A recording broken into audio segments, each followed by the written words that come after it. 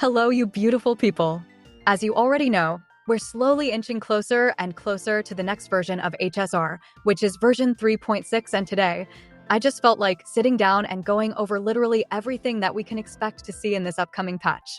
So, in this video, I will mainly be going over all the info that we have so far on patch 3.6, including the limited banners, Rerun Banners, a free 5-star character, Evernight and Heng changes, the new endgame mode, and a bunch of other stuff as well. Before we get into it though, let me just tell you that I'll be hosting a 5 Express Pass giveaway in this video, just to help you guys stack up those Jades for patch 3.6 and 3.7, because let's be real, we're all kind of broke when it comes to pulls, and I know a lot of you guys really want to pull for Evernight or Synergies. To enter, all you have to do is to leave any kind of comment down in the comment section, and that alone will make you eligible. I'll announce the results of this giveaway in about 3 weeks after this video goes live, and just want to say thank you for all the support. It honestly means a lot more than you realize. If you're planning to pull for any of the new characters though, you might want to check out Lubar, because on this site you can save up to a total of 25% on all your purchases.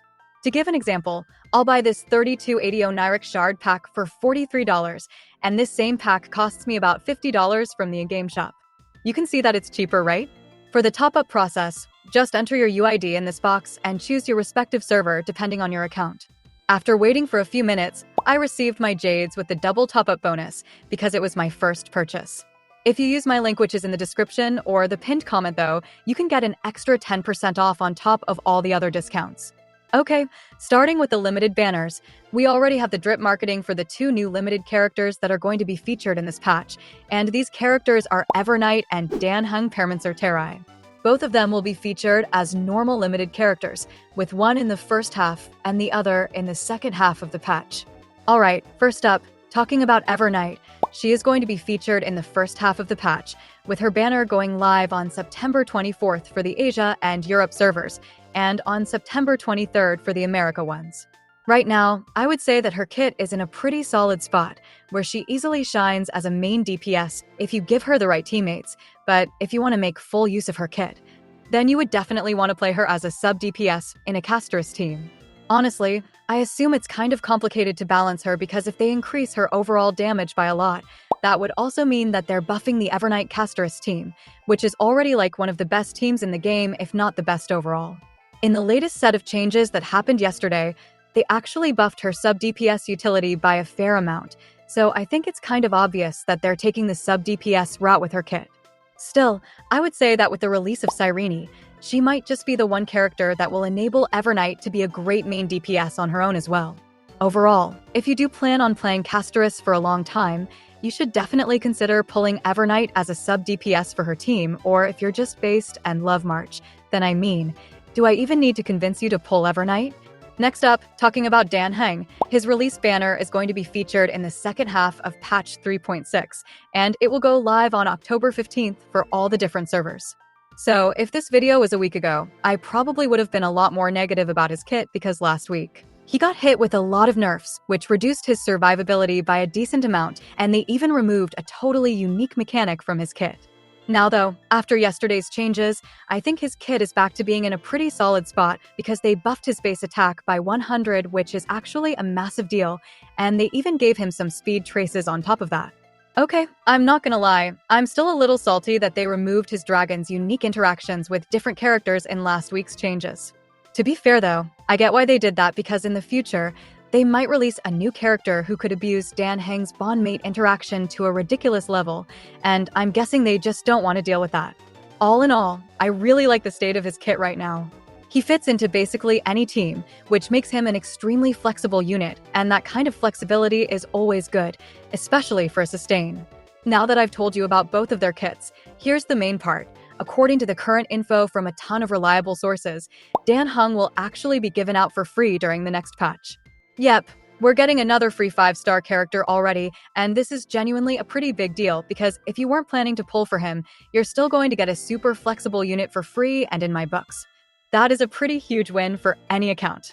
Personally, I'm really happy about this, because this means that I can dump all of my savings on Evernight and Synergies without feeling guilty, because there is quite literally no world where I wouldn't have pulled for Heng if he wasn't free. Welp, there you go. That's all the limited characters that are going to be featured in the next patch.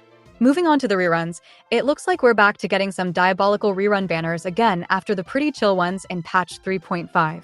So, this patch follows the absolutely classic HSR way of doing reruns, where they just rerun a character who is really synergistic with their newly released limited unit. Now, after saying that, I think I made it really obvious, and if you're guessing that Castorice will be getting her first rerun in this patch, well, you're not wrong at all. Honestly, I think Castorice is definitely the best character to rerun here because firstly, she has a ridiculous amount of synergy with Evernight. Other than that though, we're getting Cyrene in patch 3.7 as well, and if I go by the current info, she will synergize really well with both Castorice and Evernight at the same time. Overall, if you're interested in a HP-based playstyle and want a really great DPS, then you seriously consider pulling for Castorice. Talking about the second half of this patch, our beloved Professor Anaxa is also going to get his first rerun. Okay, I gotta say, I really like how they're rerunning both of the anniversary characters in the same patch, and even in the same order as well. So, taking a look at Anaxa, I'm not gonna lie, I definitely think that even the HSR developers kind of regret making his kit that good, because he is easily one of the best DPS units in the game while being insanely flexible at the same time. All in all, if you're looking for a DPS unit that will just fit any kind of account, I don't think there's a better character to recommend than Anaxa. Now I know I keep talking about new characters and reruns, but to pull all these units, you'll obviously need a lot of those juicy Stellar Jades. So next up, let's talk about all the Stellar Jades that you can get in this patch. Firstly, for all my fellow free-to-play players out there who do not buy the monthly pass or the battle pass, if you complete everything that patch 3.6 has to offer, you'll end up with a pretty juicy and perfect total of 100 limited tickets. Out of those, 72 limited tickets are just from the first half of the patch, which is super nice, especially if you're aiming to pull for Evernight or Castorice. If you do happen to invest your disposable income in the monthly pass though, then this number jumps from 100 all the way up to 124 limited tickets.